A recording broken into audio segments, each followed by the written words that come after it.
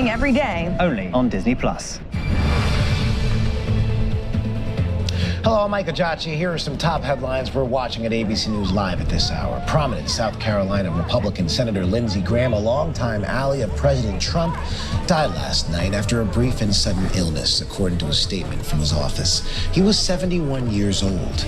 EMS was dispatched to Graham's home on Saturday night for a man in apparent cardiac arrest. An influential figure in the Republican Party, Graham's death came as a shock to senators from both parties.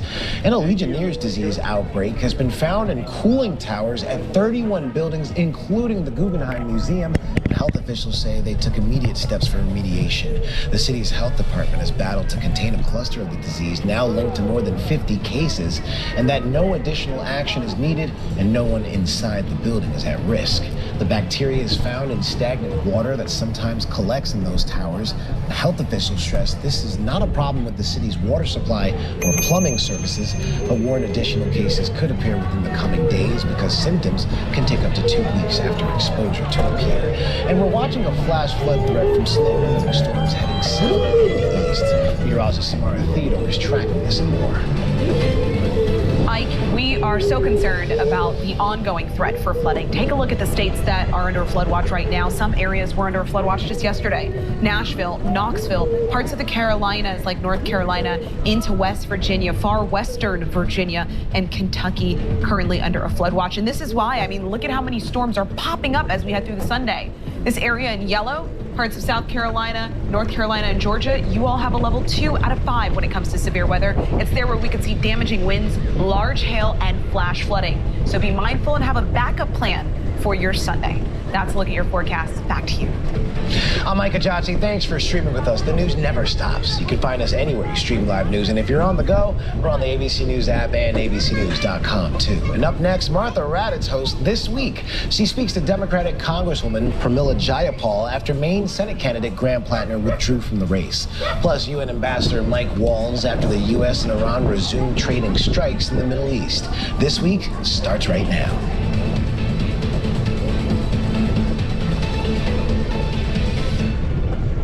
Breaking overnight, South Carolina Senator Lindsey Graham has died. This Week starts right now. Shocking tragedy. South Carolina Senator Lindsey Graham dies unexpectedly at the age of 71. I'm not about making speeches alone. I'm about putting networks together. We'll have a remembrance. And we're joined by South Carolina Senator Tim Scott and Democrat Chris Coons as we look back at Graham's life and legacy. And bombing resumes once again, with the Iranians claiming the Strait of Hormuz is now closed. We're joined by UN Ambassador Mike Walls. Security concerns. Are you aware of any credible threat by Iran against Air Force One? I have a threat all the time. I'm number one on their list. President Trump returns from the NATO summit, but not on the new Air Force One. Regime change co-author Jonathan Swan joins our roundtable to discuss. Mad scramble to replace Graham Plattner after an allegation of sexual assault forced him to drop out. This morning, how will the party choose a new nominee? From ABC News, it's This Week. Here now, Martha Raddatz. Good morning and welcome to This Week. We begin with breaking and shocking news out of Washington this morning. Republican Senator Lindsey Graham has died. Shortly before 2 a.m. this morning, his office released a short statement saying the senator had passed away from a brief and sudden illness. Graham served in the Senate for more than 2 decades and was a fierce advocate for democracy abroad and especially Ukraine. He had just turned 71 on Thursday and was in Kyiv Friday on a bipartisan trip meeting with President Zelensky. Graham was an initial critic of President Trump, but turned into one of his biggest allies. President Trump reacting to the news overnight, calling Graham one of the greatest senators he has ever known and a true American patriot. We will speak with fellow South Carolina Senator Tim Scott in a moment, but first, a look back at Graham's life and legacy. Shockwaves across Washington and beyond this morning after the death of one of the most powerful and prominent lawmakers in the Senate, Lindsey Graham. The South Carolina senator died of a brief and sudden illness, according to a statement from his office. He had just turned 71. Washington, D.C. EMS dispatched to Graham's home on Saturday night for a man in apparent cardiac arrest. Thank you very much. Graham had just returned to Washington from Ukraine, where he met with President Zelensky on Friday. Good visit with the president, right? Yeah, I think that we had really a good meeting. Zelensky writing on social media this morning, he is deeply saddened by the news of Graham's passing, adding, Lindsey was a true defender of freedom and the values that make our world safer. More tributes to the late senator pouring in overnight. South Carolina Governor Henry McMaster in a statement calling Graham the fiercest of fighters for South Carolina and America. Graham was first elected to the Senate in 2002. He defeated primary challengers last month to secure the Republican nomination to serve a 5th term. A long-serving member of the Judiciary Committee, Graham chaired the committee from 2019 to 2021 and helped push through President Trump's judicial nominees, including Justice Brett Kavanaugh. This is the most unethical sham since I've been in politics. He voted for President Obama's appointed Justices Sonia Sotomayor and Elena Kagan to the Supreme Court, but helped to block Merrick Garland's nomination following the death of Justice Antonin Scalia. Earlier in his career, he was also involved in efforts to craft a bipartisan deal on immigration, working across the aisle. Graham was considered a hawk, a strong supporter of the wars in Afghanistan and Iraq, and later Iran. He became close with John McCain, who he considered a mentor, and Joe Lieberman, the trio known as the Three Amigos. McCain's daughter Megan sharing on X, "My dad was the soul of the group, Joe was the heart of the group, and Lindsey was the fire and humor." Their combination bonded them as friends throughout their lives. He is loyal to his friends. He loves his country. And if he has to stand up to his party for his country, so be it. He would die for this country. I love him to death. Prior to his time in the Senate, he served in the House of Representatives for 4 terms, first elected in 1994. Graham gaining national attention for his role in President Bill Clinton's impeachment, serving as an impeachment manager in his trial. Because impeachment is not about punishment. Impeachment is about cleansing the office. Born and raised in South Carolina, Graham served in the Air Force as a lawyer and in the South Carolina Air National Guard. He retired in 2015 at the rank of colonel, serving in the reserves while in Congress. Graham launched a campaign for president in 2015. No one here, including me, ever expected to hear me say, "I'm Lindsey Graham, and I'm running for president of the United States." Dropping out before the primaries, then a vocal critic of Donald Trump's candidacy. I think he's a kook. I think he's crazy. I think he's unfit for office. Graham later becoming one of President Trump's strongest allies in the Senate, at times a frequent golf partner and personal friend. President Trump writing on social media, "Senator Lindsey Graham, one of the greatest people and senators I have ever known, is dead. He was always working and was a true American patriot. Lindsey will be greatly missed." The late senator earlier this year asked how he'd like to be remembered. That I spoke up, shared my thoughts, creatively put together coalitions that move the ball. I'm not about making speeches alone. I'm about putting networks together. And he certainly will be remembered that way. Of course, the news coming as a shock to so many in Congress this morning. Let's bring in our Capitol Hill correspondent, Jay O'Brien. Jay, what's the reaction been on Capitol Hill so far? Martha, this stunned senators on both sides of the aisle. John Thune, the majority leader in the Senate, saying that his heart is heavy this morning, calling Graham a, quote, trusted advisor, saying that numerous presidents and other heads of state have relied on his counsel. Roger Wicker, Republican senator of Mississippi, saying that there are no words to describe Lindsey Graham And Jim Banks, Republican senator of Indiana, posting a photo of he and Graham when Graham was deployed to Afghanistan with the Air Force Reserves. He served in the reserves for 10 years. He was also an active duty Air Force lawyer for 6 years. Jim Banks saying the Senate will not be the same without Graham. And Jay, Graham was up for re-election, as we said, this year. So what happens now?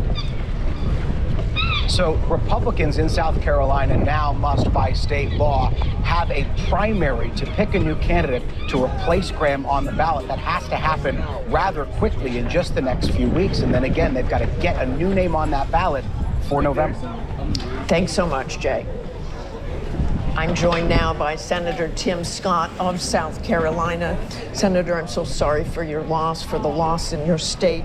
You and Senator Graham served together in the Senate for more than 13 years together. What do you want Americans to remember about him, your friend, your colleague?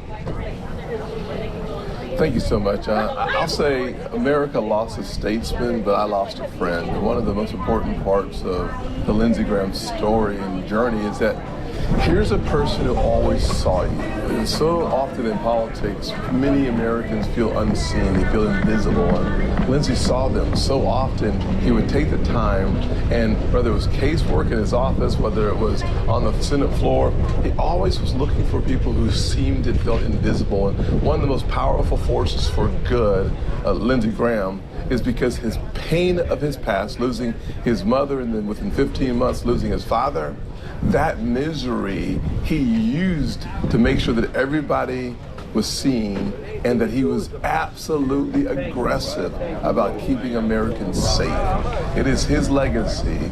America is a safer country because of Lindsey Graham.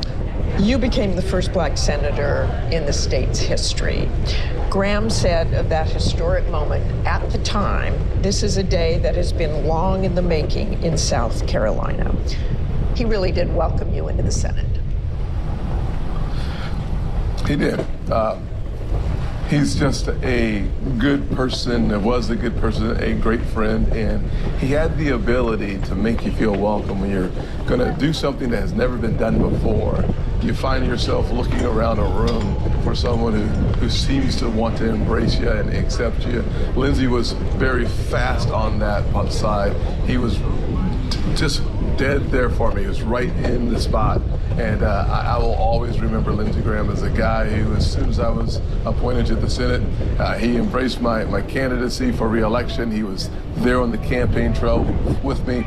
But to my mother, he became a friend. To my family, he became a friend. He was one of only 3 or 4 senators I invited to my wedding because Lindsey Graham had become a part of the family.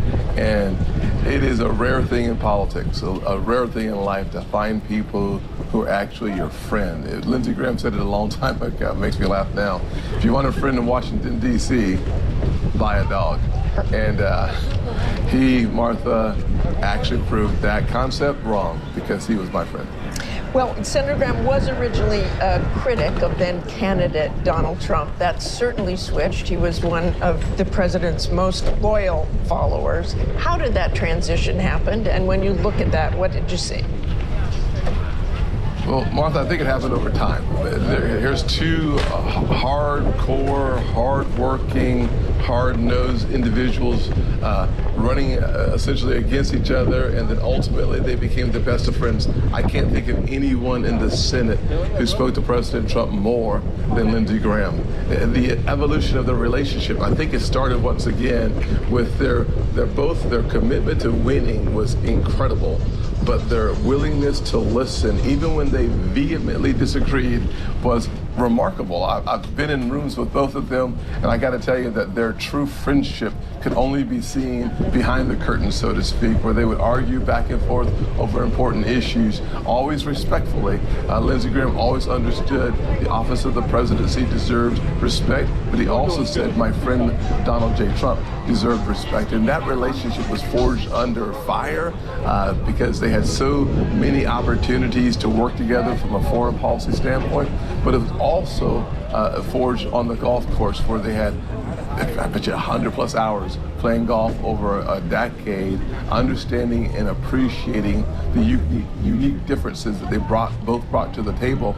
And it was the ability to see the benefit of talking to people not like yourself that made Lindsey Graham such a powerful force for good for our country. And I think that actually led he and President Trump to having a really powerful friendship. Just quickly, a closing thought. How do you fill that hole? You don't. Lindsey Graham is irreplaceable. What you do, however, is you try to move on, and our state will have to move on.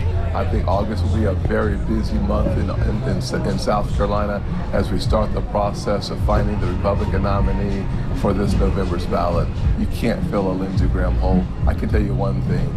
I don't know another person who spent his entire adult life for one purpose: to make sure America remained the safest country on the planet to live. It was literally, I think of his sister, and then I think of America. That would be the two major ingredients to Lindsey Graham's family. And he was just that committed to our country. Thank you so much for joining us this morning and those thoughts, Senator. Yes, ma'am. And I'm joined now by Delaware Democratic Senator Chris Coons, who was a good friend of Lindsey Graham. Senator, thank you for being with us. I know this must be especially hard for you. You had dinner with Senator Graham on his 71st birthday on Thursday night in Ankara, Turkey. This must be shocking and emotional for you. It is, Martha. This was very hard news to wake up to this morning. Lindsey Graham was, look, as Tim just said, and I'll agree with him, no better friend, no tougher adversary.